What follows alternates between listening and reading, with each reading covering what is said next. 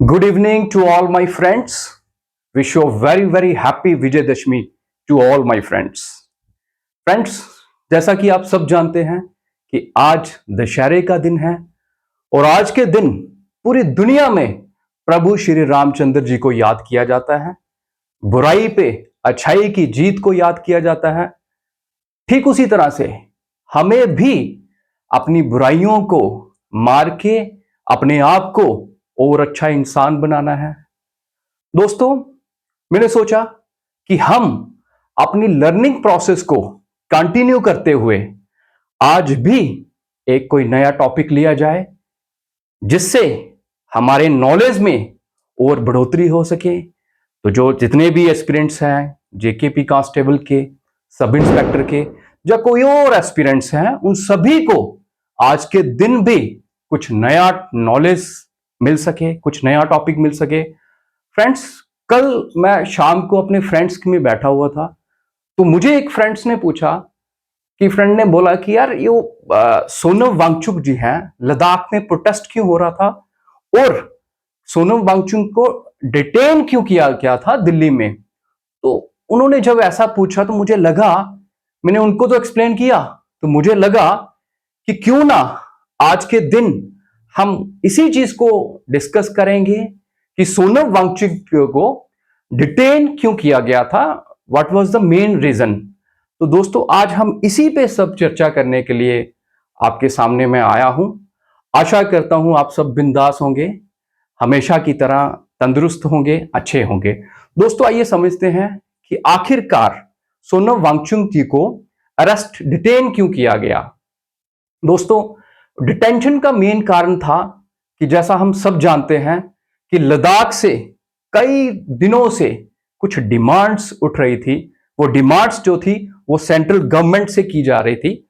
Central government को कहा जा रहा था कि हमें जो है लद्दाख की डिमांड तो उसमें जो हमारे बड़े प्रिय, आप सब जानते होंगे उनको, सोनम वांगचुक जी को। अगर नहीं जानते हो दोस्तों, तो जो 3 इडियट की मूवी है जिसमें साइंटिस्ट का रोल अदा किया है हमारे फेवरेट एक्टर आमिर खान जी ने, उन्होंने इनकी ही रियल स्टोरी पे वो करेक्टर जो है वो प्ले किया हुआ है। तो आज हम उन्हीं पे ये सारी चर्चा करेंगे कि आखिरकार उन्हें डिटेन क्यों किया गया और उनकी डिमांड्स क्या थी। हम नॉलेज पॉइंट ऑफ व्यू से ये सारा समझेंगे। दोस्तों, सोनम वांगचुक जी जो थे, वो कई दिनों से वो डिमांड कर रहे थे अपने लद्दाख के लिए कि हमें जो है 6 शेड्यूल में लाया जाए। अभी भी उनकी स्टिल कंटिन्यू यही ही डिमांड है उनकी कि हमें जो है 6 शेड्यूल में लाया जाए। सर, हम समझेंगे कि ये 6 शेड्यूल जो है ये आखिरकार होता क्या है। दोस्तों, 6 शेड्यूल देखिए, 6 शेड्यूल, 6 शेड्यूल जो है ये है क्या आखिरकार, व्हाट इज 6 शेड्यूल। दोस्तों, मैं इस तरह से इसको इतने सिंपल वे से पढ़ाऊंगा कि जो एस्पिरेंट्स हैं वो तो एग्जाम पॉइंट ऑफ व्यू से समझ आएगा उनको, लेकिन कोई आम इंसान भी, आम नागरिक भी मुझे अगर सुनेगा तो उनको भी ये बड़ा सिंपल वे से समझ आएगा। तो दोस्तों, आप सिर्फ, आपका काम है कि ध्यान से मुझे सुनना, आपको कंप्लीटली जो है ये अंडरस्टैंड हो जाएगा। दोस्तों, जैसा कि हमने देखा कि 6 शेड्यूल जो है ये आखिरकार जो है एक कॉन्स्टिट्यूशन में प्रोविजन है, कॉन्स्टिट्यूशन में प्रोविजन है जो कि डायरेक्टली आर्टिकल 244, जो आर्टिकल है 244 सब class 2 and part 10 of the constitution में है, जो प्रोवाइड किया गया है। लेकिन दोस्तों, इसके पीछे जो कॉन्स्टिट्यूशनल हिस्ट्री है वो क्या है, इस चीज को भी समझते हैं। फ्रेंड्स, जब संविधान बन रहा था तो उसमें कॉन्स्टिट्यूशन असेंबली में कई सारी कमेटी थी, जैसे ड्राफ्टिंग कमेटी थी, कोई और सारी कमेटी। उन कमेटी में से एक कमेटी थी बर्दलोई कमेटी। उस कमेटी का नाम था बर्दलोई कमेटी। दोस्तों, इस कमेटी को बनाया गया था कि आपने नॉर्थ ईस्ट की जो स्टेट्स हैं उनमें जो ट्राइबल लोग रहते हैं उनके बारे में कुछ इसी तरह के स्पेशल प्रोविजन बनाए जाएं कि जो प्रोविजन उन लोगों के लिए बेनिफिट हो, उन लोगों के लिए अपने लिए जो बेनिफिट अच्छे से प्रिविलेज ले सके। तो ये बदलोई कमेटी ने ही ये देखा था और ये रिकमेंड किया था शेड्यूल 6 पार्ट 10 में और आर्टिकल 244, एक ही आर्टिकल जो है 6 शेड्यूल से डील करता है। दोस्तों मेन कमेटी का जो था, इन्होंने रिकमेंडेशन दिया, जो पॉइंट्स वो स्पेशल प्रिविलेज और एक प्रोविजन के बारे में बताया गया। जो प्रोविजन है 6 शेड्यूल में फ्रेंड्स, उन्होंने नॉर्थ, जब स्टार्टिंग में बात हुई तो सिर्फ ये बात हुई कि नॉर्थ ईस्ट की स्टेट्स में जो प्रोविजन बनाए वो लोगों की बेहतरी के लिए बनाए जाए, ताकि वहां के लोग हमारे भारत के साथ और भारत के कॉन्स्टिट्यूशन के साथ बड़े पीसफुल वे से एक रिलेशन क्रिएट कर सके, ताकि वो भी अपने आप को सुरक्षित समझे और प्रिविलेज्ड समझे कि हमें भारत का कॉन्स्टिट्यूशन जो है स्पेशल राइट प्रोवाइड करता है। ये होता है ट्राइबल। तो सिंपल दोस्तों आपको समझ आया होगा कि 6 शेड्यूल जो है एडमिनिस्ट्रेशन ऑफ ट्राइबल एरिया से डील करता है। Administration of tribal area, tribal area. दोस्तों जब ये एडमिनिस्ट्रेशन करेगा तो इसमें जो मेन होता है 6 शेड्यूल, वो एक पावर देता है, जैसे कि मैंने कहा प्रिविलेज देता है कि वहां के जो लोग हैं, वहां की पॉपुलेशन है, वहां की पॉपुलेशन जो है वो अपने लिए कानून बना सके। कानून क्यों बना सके?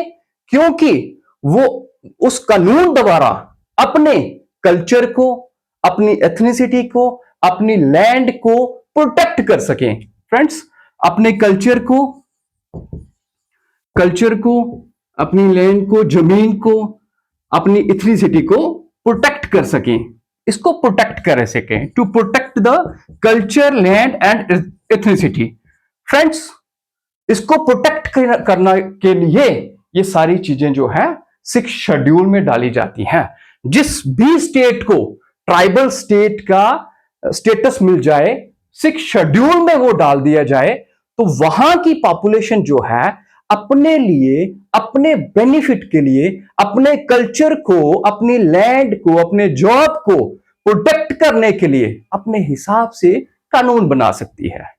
तो फ्रेंड्स ये सिमिलर डिमांड जो थी सोनम जी की थी।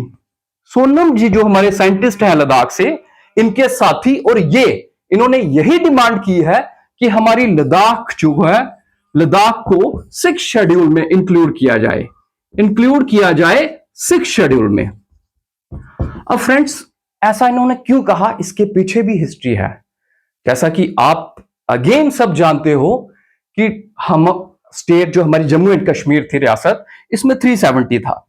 370 की एबॉरोगेशन के बाद जब 370 हटा तो सेंटर के पास डायरेक्ट कंट्रोल आ गया। सेंटर जो है डायरेक्ट कंट्रोल करने लगी जम्मू कश्मीर को और लद्दाख को। जब लद्दाख ने लद्दाख को डायरेक्ट कंट्रोल कर लिया सेंटर में, तो फ्रेंड्स वहां पे जो माइनिंग का प्रोसेस है, जो अभी सोनम वांगचुक जी बता रहे थे और उनकी फ्रेंड्स बता रहे थे, उनकी टीम, कि वहां पे जो माइनिंग का प्रोसेस होता है, माइनिंग के प्रोसेस से उनके कल्चर तो खराब हुआ पहले ही, लेकिन माइनिंग के प्रोसेस से उनके जो नेचुरल रिसोर्सेस हैं वो खतरे में आ रहे हैं। दोस्तों ये कैसे? फ्रेंड्स कश्मीर यूनिवर्सिटी और बाकी भी रिसर्च ऑर्गेनाइजेशन ने कई सारी रिसर्च की, उसमें पाया गया कि जो लद्दाख में ग्लेशियर है, नेचुरल रिसोर्सेस जितने भी है उसमें से ग्लेशियर है, ये जो कहीं ना कहीं अब खत्म होने पे आ रहे हैं, ग्लेशियर को खत्म हो रहे हैं। इसके कई सारे कारण बताए गए, जैसे कि वहां पे ग्लेशियर के सराउंडिंग में रोड्स, ऐसा कहा जा रहा है कि रोड्स बनाए जा रहे हैं। नंबर 2, वहां पे ह्यूमन एक्टिविटीज की जा रही है, तो इसकी वजह से जो माइनिंग भी की जा रही है। माइनिंग दोस्तों, माइनिंग का जो टेंडर है वो सेंट्रल गवर्नमेंट देगी, कितनी माइनिंग करनी है ये भी सेंट्रल गवर्नमेंट डिसाइड करेगी। तो इनका जो मानना है कि अगर ऐसा किया जाएगा तो हमारे नेचुरल रिसोर्सेज जैसे ग्लेशियर है और सारा नेचुरल रिसोर्सेज है वो सारा खत्म हो जाएगा। इसीलिए अपने कल्चर को, अपने क्लाइमेट को, अपने इन्वायरमेंट को प्रोटेक्ट करने के लिए सोनम वांगचुक की डिमांड है कि हमारी स्टेट को 6th शेड्यूल में ऐड किया जाए। दोस्तों, जैसा मैंने आपको समझाया कि अगर 6th शेड्यूल में ऐड किया जाएगा तो इनके पास स्पेशल राइट होंगे, लोगों के पास जो उनके अपने लोग होंगे, अपनी डेवलपमेंट काउंसिल होगी, वो अपने हिसाब से डिसाइड करेंगे कि माइनिंग कितनी करनी है, अगर नहीं करनी है तो क्यों नहीं करनी है, वो लॉजिक देके उसका कारण बताएंगे। दोस्तों, साइंटिफिकली वो बताएंगे। क्यों? क्योंकि 6th शेड्यूल के बाद इनके पास लोकल पॉपुलेशन के पास पावर आ जाएगी।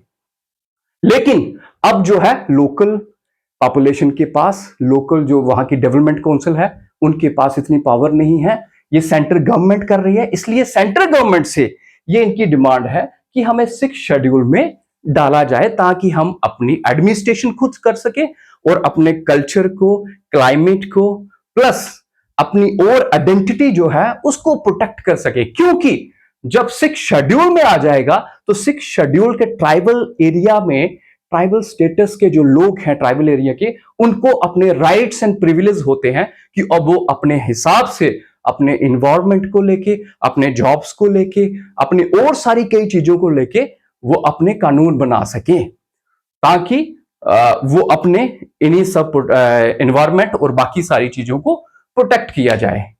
फ्रेंड्स, अब अगर समझा जाए, हमने बैकग्राउंड हिस्ट्री भी देख लिया, हमने समझा कि 6th शेड्यूल आखिर होता क्या है। अब ये समझा जाए कि ऐसा पहले भी कहीं है 6th शेड्यूल में, कौन सी स्टेट है? तो फ्रेंड्स, नॉर्थ ईस्ट की जो स्टेट्स हैं उनको जो है 6th शेड्यूल में डाला गया है। वो कौन कौन सी स्टेट है? दोस्तों, इसको आपको रिमेंबर रखने के लिए, याद रखने के लिए ट्रिक है। वो ट्रिक याद रखना आप देखो सर, मैं ट्रिक आपको बताता हूं। एटीएम में, सर जब आप एटीएम में जाओगे तो क्या करोगे? पैसा लाओगे। तो याद कर रखना कि पैसे के लिए एटीएम में जाना पड़ता है। तो 6th शेड्यूल में के लिए जो 6th शेड्यूल में डाले गए हैं स्टेट्स, वो भी एटीएम में जा रहे हैं। अब एटीएम क्या है इसको समझो। ATM, A stand for Assam, T stand for Tripura, M stand for Mizoram and M stand for Meghalaya. तो इन स्टेट में ऑलरेडी जो है, इन स्टेट्स को 6th शेड्यूल में डाला गया है, ट्राइबल स्टेटस जो है दिया गया है। फ्रेंड्स, इसकी क्राइटेरिया जो है वो बताए गए हैं कॉन्स्टिट्यूशन में कि वहां पे ट्राइबल पॉपुलेशन होना चाहिए।